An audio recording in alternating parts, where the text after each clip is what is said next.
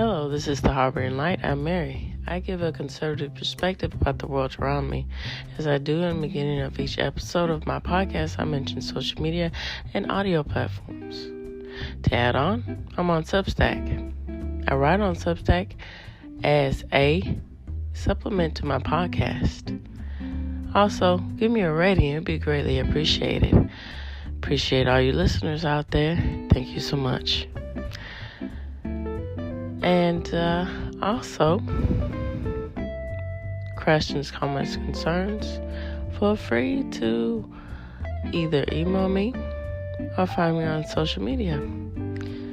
And again, as I mentioned, the social media link will be added in this episode along with the email. So, audio platforms. I'm on Audible, Amazon Music.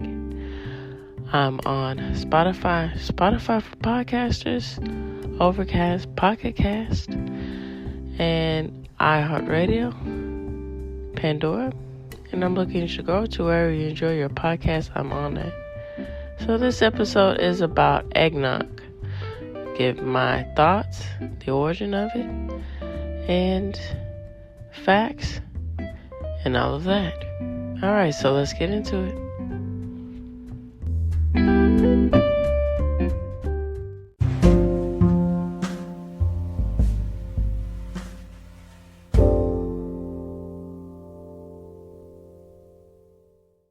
So thoughts on eggnog. I think it's really interesting, creating something new out of other things that seem like they don't mesh well together, but they do by just trial and error and experimenting and seeing how it goes. And then out of that, creating a sense of tradition, a sense because it's popular and well crafted over time, and taking the time with all of this in the time to master the texture and the technique of something. And it's really something to think about going into talking about the origin and the celebrated ideas of eggnog, and even more so, the ideas of eggnog internationally. All right, so let's get into it and talk about that. The exact origins of eggnog are unknown. It has 13th century English roots, developed into a beverage for aristocrats, and found its home as an essential Christmas drink in colonial America. Eggnog remains a popular cocktail drink, and the reasons and everything behind it, we're going to get more in depth into it.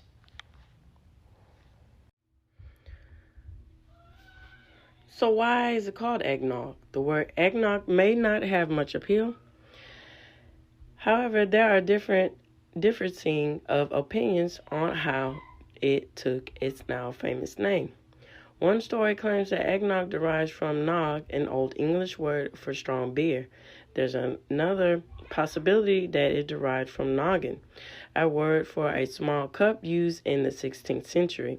Another version attributes the name of it to an American colonist who referred to thick drinks as gorks, and eggnog as egg and krog. By the time it appeared in print, the words were mashed together to create eggnog, sometimes egg nog, or eggnog hyphenated. The first printed use of eggnog may have been in use earlier, but the first known written uses of the word didn't occur until the late 1700s. The earliest is in a poem written by Maryland minister and close friend of George Washington, Jonathan Butcher, I believe, around 1774, thought it wasn't published until 30 years later. In the press, one of Eggnog's first appearance was in a 1788 New Jersey Journal article. It described a young man with a voracious appetite who enjoyed 30 raw eggs, a glass of eggnog, and another of brandy sling. So where did eggnog originate? It's believed that eggnog began in Europe as early as the 13th century. Medieval monks in Britain were known to drink possets, a warm ale punch with egg and figs. Over time, this likely merged with the various milk and wine punches often served at social gatherings.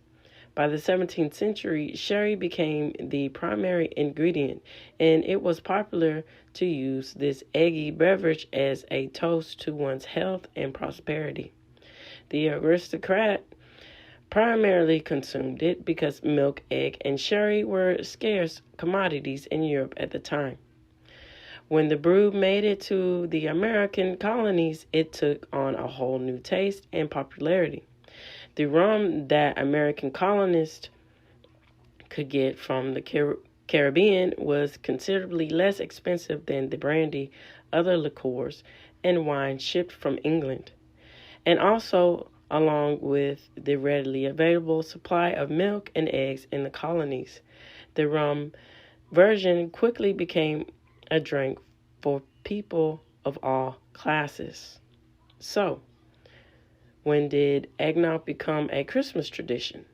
A rich and often alcoholic drink, eggnog became a familiar fixture during the holiday season across the colonies and eventually the new country of the United States in the 1700s. Eggnog was frequently made without alcohol, and each region would adapt the drink to their personal taste.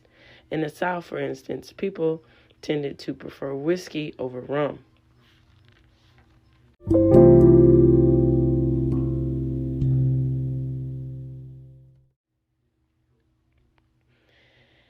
It's said that George Washington devised his own recipe and that only the most courageous guests would partake. One popularly attributed recipe to the first president was a boozy batch of brandy, rye whiskey, Jamaican rum, and sherry. However, according to the Old Farmer's Almanac and librarians at Mount Vernon, no eggnog recipe was found in the Washington family's archive. It's likely a 19th century recipe. In the early days, eggnog was served warm. By the time Professor Jerry Thomas printed the first bartending guides in the late 1800s, eggnog was enjoyed cold as well. In the 1887 printed version of the Bartender's Guide, it's noted that hot eggnog was very popular in California, while the others were served over ice or cooled in a tub of ice. The recipes used brandy and rum, or wine, sherry, or hard cider.